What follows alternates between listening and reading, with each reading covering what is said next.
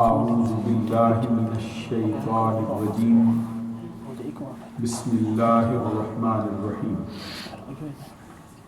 وما أرسلنا من رسول إلا بلسان قومه صدق الله العظيم. إن الله وملائكته يصلون على النبي يا أيها الذين آمنوا صلوا عليه وسلموا تسليما. الصلاة والسلام عليك يا رسول الله وعلى آلك وأصحابك يا حبيب الله. معزز و محترم حاضرین و سامعین، اللہ رب العزت کے فضل و کرم سے آج رمضان المبارک کی 11ویں شب ہے. اس مبارک اور مقدس مہینے کے دوسرے عشرے کا آغاز ہو چکا ہے. آج ہمارے ہاں نماز تراویح میں قرآن مجید کا جو حصہ پڑھا جانے والا ہے یہ 13ویں پارے اور 14ویں پارے پر مشتمل ہے. سب سے پہلے اس میں سورہ ہود کے 4 رکوعوں کی تلاوت کی جائے گی اور یہ تقریباً 25 آیات پر مشتمل یہ 4 رکوع ہیں. اس کے بعد قرآن مجید کی ایک اور مشہور و معروف اور معرکۃ الآراء اور فضائل اور مسائل اور واقعات اور تذکروں سے بھرپور سورہ مبارکہ پڑھی جائے گی جس کا نام سورہ ابراہیم ہے. یہ سورہ ابراہیم اپنے نزول کے اعتبار سے مکی صورتوں میں سے ہے. اس کے اندر 52 آیات ہیں. 50 کے اوپر 2 ہوں تو اس کو 52 کہتے ہیں اور 7 رکوعوں پر یہ سورہ مبارکہ مشتمل ہے. اس کے اندر دیگر تذکروں کے ساتھ مرکزی تذکرہ حضرت ابراہیم خلیل اللہ علیہ السلام کا شامل کیا گیا ہے. وقضا اور اس میں حضرت ابراہیم علیہ السلام کے سرزمین مکۃ المکرمہ میں حاضر ہو کر وہاں پر آبادی کی اور برکت کی دعا کرنے کا ذکر بھی ہے. پھر اللہ تبارک و تعالیٰ کی بارگاہ میں شکرانے کے طور پر ان کا یہ کہنا کہ اللہ تبارک و تعالیٰ کے لیے خوبیاں ہیں جس نے مجھے بڑھاپے میں اسحاق اور اسماعیل عطا کیے. الحمدللہ الذی وہب الحمدللہ الذی وہب لی علی الکبر اسماعیل و اسحاق. اللہ تبارک و تعالیٰ کے لیے خوبیاں ہیں جس نے مجھے بڑھاپے کی حالت میں اسحاق اور ابراہیم عطا کیے.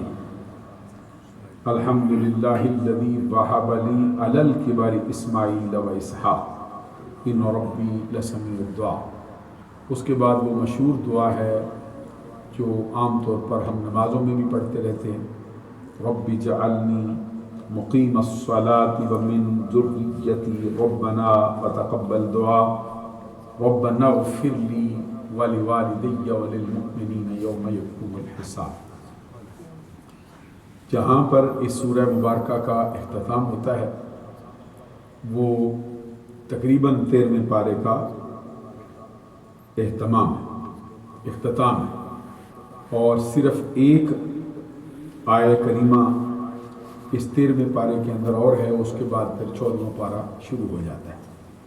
اس کے ساتھ ہی جو سورہ مبارکہ ہے اس کا نام سورۃ الحجر ہے. یہ سورہ مبارکہ بھی اپنے نزول کے اعتبار سے مکی صورتوں میں سے بڑی معرکۃ الآراء ہے.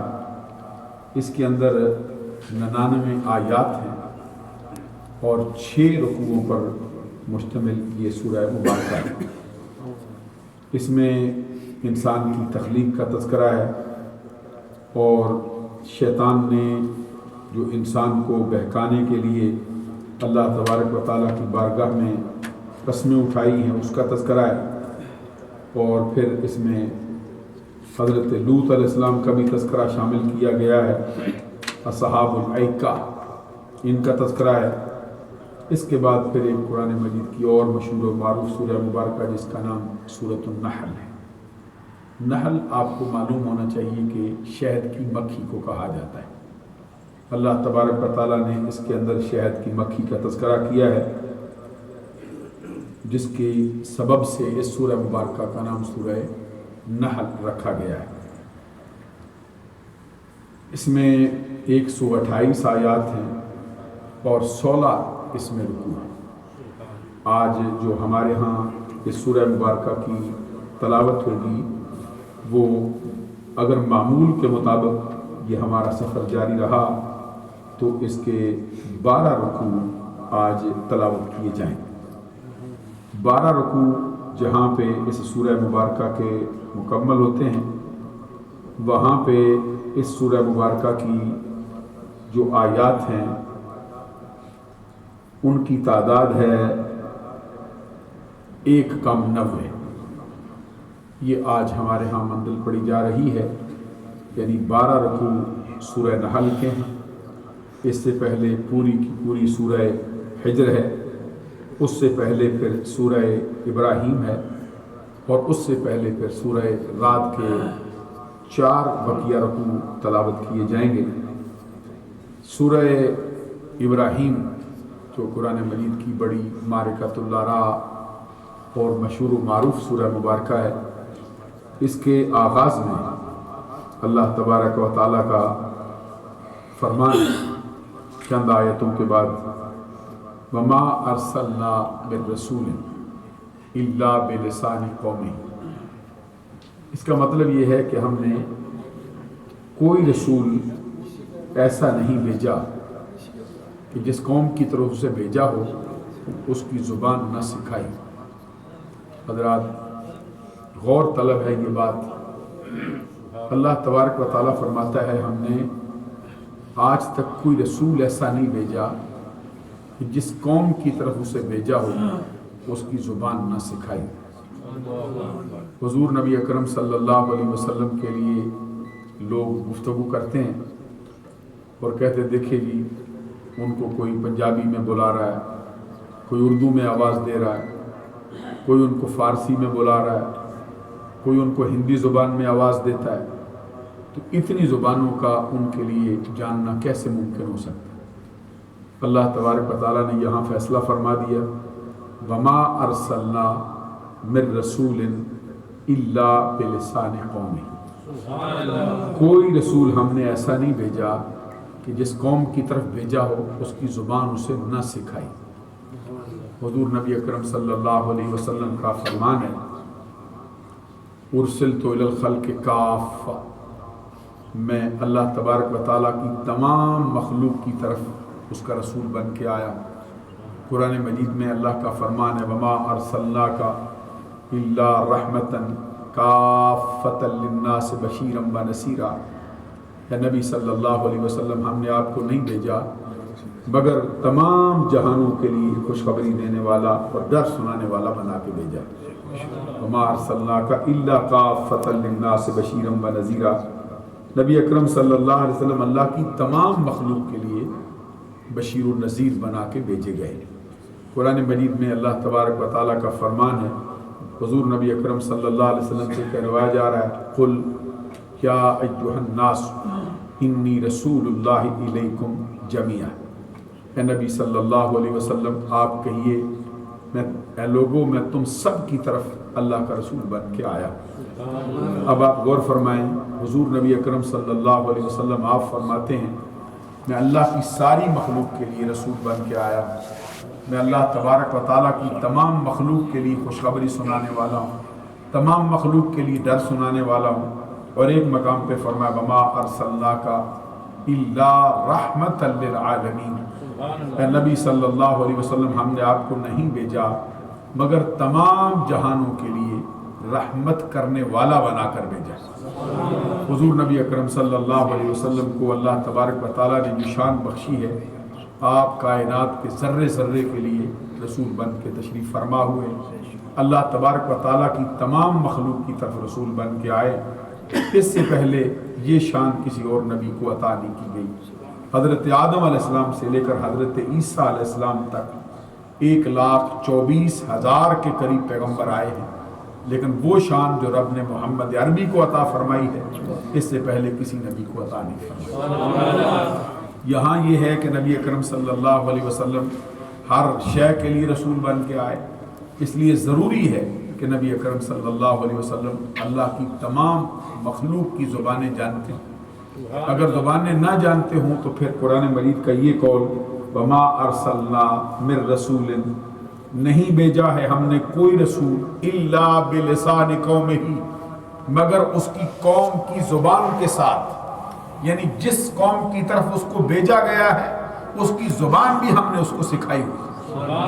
اللہ تبارک و تعالیٰ کے پیارے نبی صلی اللہ علیہ وسلم کی زبانیں جاننے کا حال یہ ہے کہ اللہ تبارک و تعالیٰ کے پیارے نبی صلی اللہ علیہ وسلم کی بارگاہ میں اگر اونٹ بھی آ کے بولنا شروع کرتا ہے، سرکار اس کے مالک کو طلب فرما لیتے ہیں اور فرما کے فرماتے ہیں کہ اس کا مالک کدھر ہے؟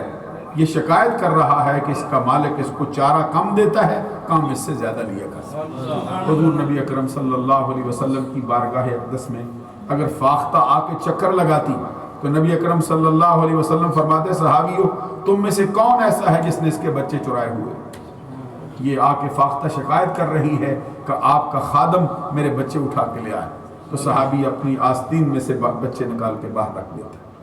اندازہ لگائیں حضور نبی اکرم صلی اللہ علیہ وسلم کی زبانوں سے واقفیت کا حال کیا ہے، یہاں تک کہ نبی اکرم صلی اللہ علیہ وسلم کی بارگاہ اقدس میں ہرنی آ کے شکایت کرتی ہے، نبی اکرم صلی اللہ علیہ وسلم اس کے لیے ضمانت پیش فرما دیتے اور فرماتے ہیں یہ ہرنی کہہ رہی ہے اے پکڑنے والے شکاری، یہ شکایت کرتی ہے کہ میرے بچے چھوٹے ہیں، میں نے ابھی تک ان کو دودھ نہیں پلایا بھوکے، میں اس کی ضمانت دیتا ہوں کہ اس کو چھوڑ دے۔ یہ ہرنی اپنا وعدہ کرتی ہے اور لوٹ کے واپس آ جائے گی۔ حضرات آپ اندازہ لگا سکتے ہیں نبی اکرم صلی اللہ علیہ وسلم کو اللہ تبارک و تعالیٰ نے کس قدر زبانوں سے مالا مال فرمایا۔ اور پھر ایک مرتبہ نبی اکرم صلی اللہ علیہ وسلم نے بہت سے صحابہ کو اپنا نمائندہ بنا کر بہت سے ملکوں کے فرمان رواؤں کی طرف بھیجا۔ کسی کو آپ نے کسرا کی طرف بھیجا، کسی کو آپ نے کیسر کی طرف بھیجا، کسی کو آپ نے شاہ مقوقس کی طرف بھیجا، کسی کو نبی اکرم صلی اللہ علیہ وسلم نے شاہ حبش کی طرف بھیجا اور فرمایا میرے یہ خط لے جاؤ، ان کو میرا پیغام دے دو۔ اور نبی اکرم صلی اللہ علیہ وسلم نے خطوں میں اپنا پیغام دیا کہ میں اللہ کا آخری رسول ہوں، اللہ تبارک و تعالیٰ کی عبادت کرو، اسلم تسلم، اسلام لے آؤ سلامتی پا جاؤ، اور اگر تم اس کے مقابلے میں کھڑے ہو، اوپر لکھا والسلام علی من اتبع الہدی، سلام ہو ہر اس شخص کے لیے جو ہدایت کا پیروکار ہو جائے، جو ہدایت کے راستے پہ چلے اس کے لیے سلام، اس کے لیے سلامتی ہو۔ اور ساتھ ہر ملک کے بادشاہ کو لکھتے تھے اسلم تسلم، اسلام لیا سلامتی پا جائے گا، اسلام لیا سلامتی پا جائے گا، اسلام لیا سلامتی پا جائے گا۔ صحابہ کرام کو سرکار نے انتخاب کر کے خط عطا فرمائے کہ یہ خط تم لے جاؤ گے، یہ خط تم لے جاؤ گے، یہ خط تم لے جاؤ گے۔ صحابہ کرام نے عرض کیا سرکار خط بھی لے جائیں گے، آپ کا جو حکم ہوگا آپ کے اشارہ ابرو پر اپنی جانیں لٹانے کے لیے تیار ہیں، لیکن مسئلہ یہ ہے کہ جس قوم کی طرف ہمیں بھیجتے ہو ہمیں اس کی زبان نہیں آتی، ہم اس کی زبان سے آگاہ نہیں، تو ہم اس کے ساتھ کیسے آپ کی نمائندگی کر سکتے ہیں، الفاظ کا تبادلہ کیسے ہو سکتا ہے، اپنا معافی ضمیر اس کے سامنے کیسے بیان کر سکتے ہیں۔ تو نبی اکرم صلی اللہ علیہ وسلم نے فرمایا اس کا اہتمام کرنا یہ ہمارا کام ہے، یہ زبانیں سکھا دینا ہمارا کام ہے، تمہیں اس کی فکر کی ضرورت نہیں۔ کیا فرمایا نبی اکرم صلی اللہ علیہ وسلم نے فرمایا جو خط جس صحابی کو دیا ہے وہ لے جائے، رات کو اپنے سرانے رکھ کر لیٹ جائے، رات کو سرانے رکھ کر لیٹ جائے، صبح اٹھے گا جس ملک میں جانا ہے اس کی زبان آ جائے گی۔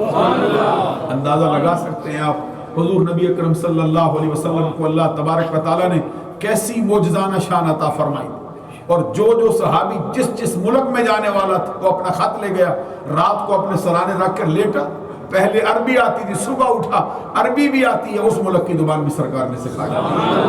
تو اللہ تبارک و تعالیٰ فرماتا ہے ہم نے اپنے نبی کو اس شان میں بھیجا، بلکہ کوئی نبی ہم نے ایسا نہیں بھیجا جس قوم کی طرف ہم نے اسے بھیجا ہو اس قوم کی زبان نہ سکھائی۔ معلوم ہوا حضور نبی اکرم صلی اللہ علیہ وسلم کو اللہ تبارک و تعالیٰ نے کائنات کی ساری زبانوں کا علم عطا فرمایا ہوا۔ حضرت آدم علیہ السلام کے بارے میں بعض کتابوں میں لکھا ہے کہ آپ کو 7 لاکھ زبانوں کا علم دیا گیا۔ اندازہ فرمائے جن کے بابا آدم کو اللہ تبارک و تعالیٰ نے 7 لاکھ زبانوں سے زیادہ کا علم عطا فرمایا ہے، اس کے محبوب محمد عربی کو کتنی زبانوں سے مالا مال کیا۔ حضور نبی اکرم صلی اللہ علیہ وسلم کائنات کے ذرے ذرے کی زبانیں جانتے، اور یہاں تک کہ آقا کونین صلی اللہ علیہ وسلم فرماتے ہیں میں اس پتھر کو بھی پہچانتا ہوں کہ جب میں اعلان نبوت سے پہلے وہاں سے گزرتا تھا وہ مجھ کو سلام کیا کرتا تھا۔ حضور نبی اکرم صلی اللہ علیہ وسلم کو اللہ تبارک و تعالیٰ نے جو مرتبہ عطا فرمایا، جو مقام عطا فرمایا، آقا کونین صلی اللہ علیہ وسلم اسی کی بنیاد پہ فرماتے تھے ہذا، یہ نبی اکرم صلی اللہ علیہ وسلم نے جو احد پہاڑ کے بارے میں فرمایا احد جبل یحبنا ونحبہ، یہ احد پہاڑ ہے، یہ ہم سے محبت کرتا ہے، ہم اس سے محبت کرتے ہیں۔ ایک مرتبہ نبی اکرم صلی اللہ علیہ وسلم صحابہ کرام کے جرمن میں تشریف لائے، آپ کے ساتھ حضرت صدیق اکبر رضی اللہ تعالیٰ عنہ تھے، آپ کی معیت میں حضرت فاروق اعظم رضی اللہ تعالیٰ عنہ تھے، آپ کی معیت میں پیکر شرم و حیا، آئینہ جمال مصطفیٰ حضرت عثمان غنی ذو النورین رضی اللہ تعالیٰ عنہ۔ حضور نبی اکرم صلی اللہ علیہ وسلم نے جیسے ہی اس پہاڑ پہ قدم رکھا پہاڑ نے ہلنا شروع کر دیا۔ سبحان اللہ کہو۔ اب آپ اندازہ لگائیں کہ پہاڑ اس کو معلوم ہے کہ آقا کونین صلی اللہ علیہ وسلم کی جلوہ گری میرے اوپر ہوئی، اور اس سے پہلے بھی سرکار جاتے تھے لیکن پہاڑ میں کبھی لرزہ، کبھی راشا، کبھی کپاہٹ تاری نہیں ہوئی تھی، وجد تاری نہیں ہوا تھا۔ آج سرکار صحابہ کرام کے جرمٹ میں آئے ہوئے، آپ اندازہ لگا سکتے ہیں صحابہ کرام کے جرمٹ میں سرکار چلے تو کیسا لگتا ہے؟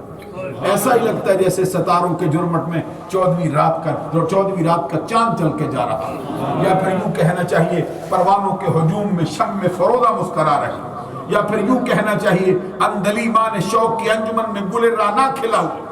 حضور نبی اکرم صلی اللہ علیہ وسلم نے جب پہاڑ کو ہلتے دیکھا سرکار نے اپنے پاؤں سے ٹھوکر ماری، فرمایا اسبق احد فانما علیک نبی و صدیق و شہیدان، اے پہاڑ ٹھہر جا، اس لیے کہ تجھے معلوم ہونا چاہیے کہ تیرے اوپر ایک اللہ کا نبی جلوہ فرما ہے، 2 شہید جلوہ فرما ہیں اور ایک صدیق جلوہ فرما ہے۔ حضور نبی اکرم صلی اللہ علیہ وسلم نے پہاڑ کو جیسے ہی ٹھوکر ماری، جیسے ارشاد فرمایا اسبق احد، اے احد پہاڑ رک جا، تیرے اوپر اللہ کا نبی جلوہ فرما ہے، ایک صدیق جلوہ فرما ہے، 2 شہید جلوہ فرما ہے۔ اسی جگہ پر پہاڑ جو ہے وہ ساکت ہو گیا۔ حضور نبی اکرم صلی اللہ علیہ وسلم کی بارگاہ اقدس میں ابو جہل کے بارے میں یہ بات مشہور ہے، کہتے ہیں ہاتھ میں پکڑ کے کنکریاں پکڑ کے لے آیا تھا اور آ کے کہتا تھا سرکار یہ بتاؤ میری مٹھی میں کیا ہے؟ جواب میں نبی اکرم صلی اللہ علیہ وسلم فرماتے تھے کمال کیا ہے کہ میں کہوں کہ یہ کیا چیزیں ہیں، ارے ان سے پوچھ کے تیرے سامنے کون جلوہ فرما۔ اتنا کہنے کی دیر تھی کہ ان کنکریوں سے کلمہ شہادت کی آواز بلند ہونا شروع ہو۔ حضور نبی اکرم صلی اللہ علیہ وسلم کے لیے اللہ کا فرمان ہے وَمَا أَرْسَلْنَا مِن رَسُولٍ إِلَّا بِلِسَانِ قَوْمِهِ، ہم نے کوئی رسول ایسا نہیں بھیجا جس قوم کی طرف اسے بھیجا ہو اس کی زبان نہ سکھائی۔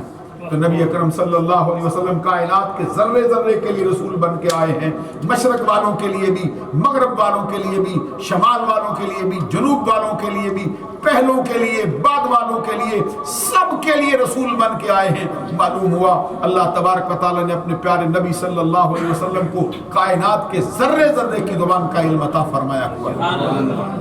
تو آج کی جو منزل ہم پڑھ رہے ہیں اس کے اندر یہ تذکرہ بڑا اہم ہے، اور اس کے بعد پھر ساتھ ہی موسیٰ علیہ السلام کا تذکرہ آیا ہے، اور فرعون کی قوم سے ان کو جو نجات ملی ہے اس کا تذکرہ آیا ہے، اور فرعون جو ان کے ساتھ زیادتی کرتا تھا اور ان کے جو بچے ذبح کر دیا کرتا تھا، ان کی عورتوں کو زندہ چھوڑ دیا کرتا تھا، اس کا تذکرہ ہے۔ وَإِذْ قَالَ مُوسَىٰ لِقَوْمِهِ اذْكُرُوا نِعْمَةَ اللَّهِ عَلَيْكُمْ إِذْ أَنْجَاكُم مِّنْ آلِ فِرْعَوْنَ يُسُومُونَكُمْ سُوءَ الْعَذَابِ يُذَبِّحُونَ أَبْنَاءَكُمْ وَيَسْتَحْيُونَ نِسَاءَكُمْ وَفِي ذَلِكُمْ بَلَاءٌ مِّن رَّبِّكُمْ عَظِيمٌ۔ اللہ تبارک و تعالیٰ فرماتا ہے یاد کرو جب موسیٰ علیہ السلام نے اپنی قوم سے کہا کہ اللہ تبارک و تعالیٰ کی اس نعمت کو یاد کرو جو اللہ تبارک و تعالیٰ نے تم پر فرمائی ہے. اور وہ نعمت کیا ہے؟ جب اس نے تم کو فرعونیوں سے نجات عطا فرمائی جو تم کو برا عذاب دردناک عذاب پہنچایا کرتے تھے، تمہارے بیٹوں کو ذبح کر دیتے، تمہاری بچیوں کو زندہ چھوڑ دیتے. اس میں تمہارے لیے بہت بڑی آزمائش تھی. اللہ تبارک و تعالیٰ نے تم کو نجات عطا فرمائی. اب جو نجات اللہ نے عطا کی وہ تمہارے لیے اللہ کی نعمت ہے، اس لیے اس نعمت پر ہر لمحہ اللہ کا شکریہ ادا کرو. ہم عرض کرتے ہیں حضرت موسیٰ علیہ السلام کی قوم کے لیے جب یہ معاملہ ہو تو ان کو اللہ کا شکر ادا کرنے کا حکم ہے. جب محمد عربی کی نعمت ملتی ہے تو اللہ کا شکر ادا کیوں نہ کیا جائے وہاں. اس کے ساتھ ہی اللہ تبارک و تعالیٰ نے فرمایا وَإِذْ تَعَذَّنَ رَبُّكُمْ لَئِن شَكَرْتُمْ لَأَزِيدَنَّكُمْ وَلَئِن كَفَرْتُمْ إِنَّ عَذَابِي لَشَدِيدٌ. اور یاد کرو جب تمہارے رب نے یہ سنا دیا اگر تم شکر کرو گے تو میں اپنی نعمت کے اندر اور اضافہ کروں. اللہ اکبر، کیا شان ہے رب ذوالجلال کے کرم کی، اس کی عطا کی، اس کے فیض کی، اس کے جود کی کہ اللہ تبارک و تعالیٰ فرماتا ہے اگر تم میری نعمت کے ملنے پر میرا شکر ادا کرو میں اپنی نعمت میں کمی نہیں کروں گا بلکہ اور زیادہ دوں گا، اور زیادہ دوں گا، اور زیادہ دوں گا. وَلَئِن كَفَرْتُمْ إِنَّ عَذَابِي لَشَدِيدٌ. اگر تم کفران نعمت کرو، اگر میری نعمت کے ملنے پر منہ بسور کے بیٹھ جاؤ، اگر میری نعمت کے عطا ہونے پر تمہارا منہ بگڑ جائے، تم راضی نہ ہو اس پہ، تو فرمایا ناشکری کرنے والوں کو سن لینا چاہیے کہ میرا عذاب جو ہے وہ بہت زیادہ سخت ہے اور میری پکڑ بہت زیادہ شدید. وَلَئِن كَفَرْتُمْ إِنَّ عَذَابِي لَشَدِيدٌ. یہاں پہ اللہ تبارک و تعالیٰ نے یہ زجر و توبیخ فرمائی ہے کہ نعمت کے ملنے والوں کے لیے اللہ تبارک و تعالیٰ بہت خوش ہوتا ہے اور راضی ہوتا ہے اس بات پر کہ وہ نعمت کے ملنے پر اللہ کا شکر ادا کریں. اور جو نعمت کے ملنے پر شکر ادا نہیں کرتے اللہ تبارک و تعالیٰ ان سے سخت ناراض ہوتا ہے اور ان کو عذاب شدید کی وعید سنا رہا ہے. اور اس سے اوپر اللہ تبارک و تعالیٰ نے ایک بات فرمائی وَذَكِّرْهُمْ بِأَيَّامِ اللَّهِ. اے نبی صلی اللہ علیہ وسلم ان کو اللہ کے دن یاد دلا دو. حضرات آپ غور فرمائیں اللہ کے دن تو سارے ہی اللہ کے ہیں، ہفتے اس کے ہیں، مہینے اس کے ہیں، سال اس کے ہیں، سال کے 365 دن سارے ہی سارے اس کے ہیں. تو پھر کون سے دن ہیں جو محمد عربی ان کو یاد دلائیں؟ تو اللہ تبارک و تعالیٰ کے پیارے نبی صلی اللہ علیہ وسلم کی طرف سے جو اس کا مفہوم ہوتا ہے وہ یہ ہے کہ اللہ کے وہ دن خاص ہیں جن میں اللہ کی نعمت کا نزول ہوا کرے. تمام نعمتیں ایک طرف ہوں، محمد عربی کی نعمت ایک طرف ہے. جس دن وہ جلوہ فرما ہوئے ہیں اس دن کو ضرور یاد رکھنا چاہیے. اللہ تعالیٰ عمل کی توفیق عطا فرمائے. وآخر دعوانا ان الحمد للہ.